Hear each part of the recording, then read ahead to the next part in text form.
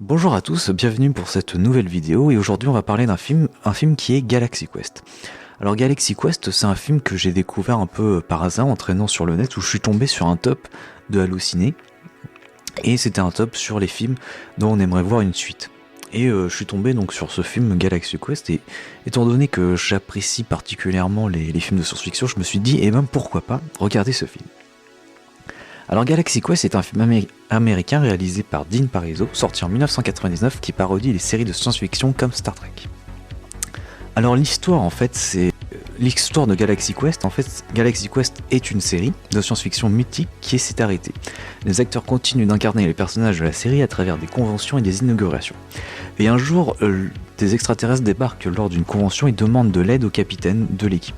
Enfin, en tout cas, à l'acteur qui incarne le capitaine de l'équipe.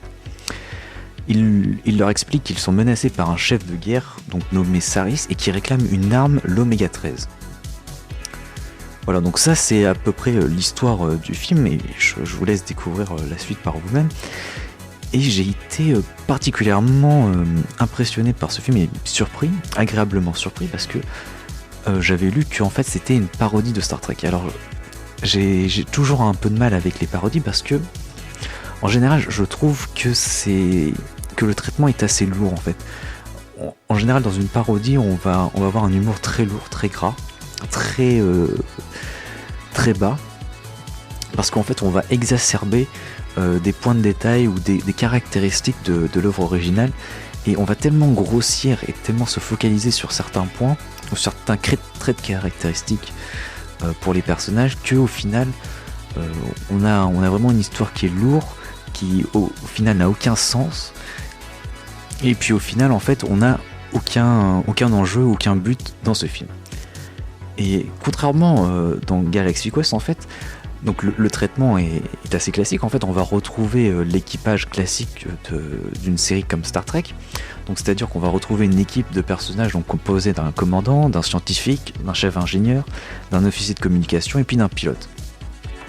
Et ce qui est intéressant, c'est qu'en fait, il y a une certaine mise en abîme des personnages, en fait.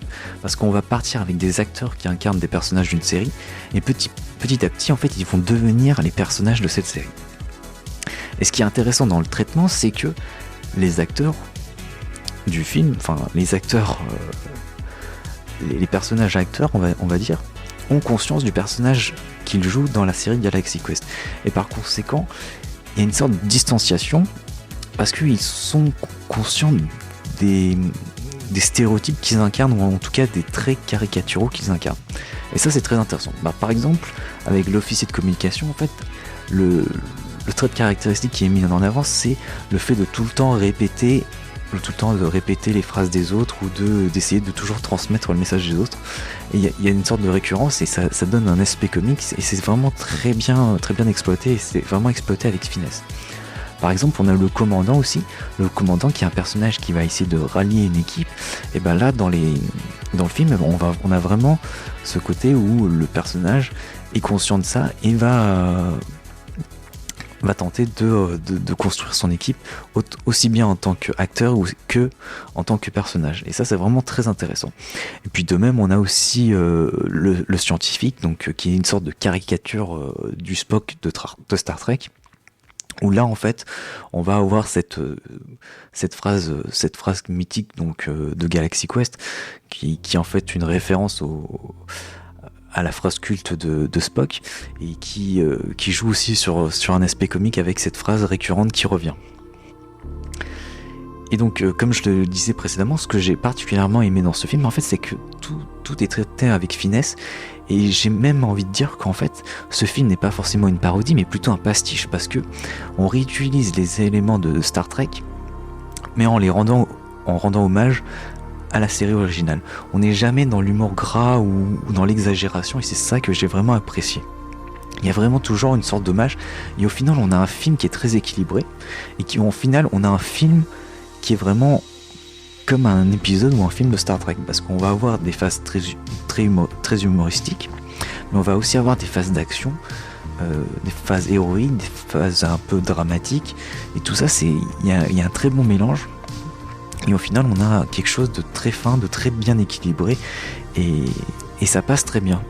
c'est mieux qu'une sorte de parodie qui est tout le temps dans l'humour où on est toujours dans l'exagération, où les personnages vont être caricaturaux et vont être grossis, où leurs traits de personnalité vont être grossis et ça n'aura aucun sens à la fin. Là, c'est vraiment bien exploité. Et en fait, au final, on a vraiment un bon film de science-fiction avec un peu d'humour, et c'est ça vraiment que j'ai particulièrement apprécié. Et puis aussi, ce qui est sympathique, c'est qu'on retrouve à peu près toutes les grandes scènes de séries comme Star Trek. Donc le fait d'aller chercher quelque chose sur une autre planète, les combats de vaisseaux, enfin, on a vraiment tout l'univers Star Trek, et c'est vraiment très intéressant. Et je conseille vraiment ce film, même à ceux qui ne sont pas forcément fans de Star Trek ou qui n'ont jamais vu de Star Trek, parce que je pense que c'est vraiment un film qui s'apprécie tel quel. Notamment moi, je suis pas forcément un grand fan de Star Trek. J'ai vu quelques épisodes de la série originale, j'ai vu la première saison d'Enterprise, et puis j'ai vu les 2 films récents de Star Trek, et puis les films 2 et 3 des anciens Star Trek. Donc même moi qui suis pas forcément un grand fan, j'ai vraiment bien apprécié le film, parce que c'est très bien traité et c'est pas du tout lourd.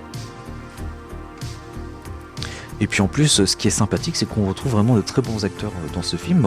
On retrouve Sigourney Weaver dans le rôle de l'officier de communication. On va retrouver Tony Shalhoub, l'acteur qui incarne Monk, dans le chef ingénieur. On retrouve donc Tim Allen en tant que commandant. Et puis on retrouve aussi dans le personnage du scientifique, on retrouve...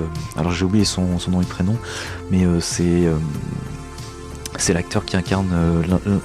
l'un des professeurs dans Harry Potter. Enfin, c'est vraiment de bons acteurs, donc il y a vraiment une bonne équipe.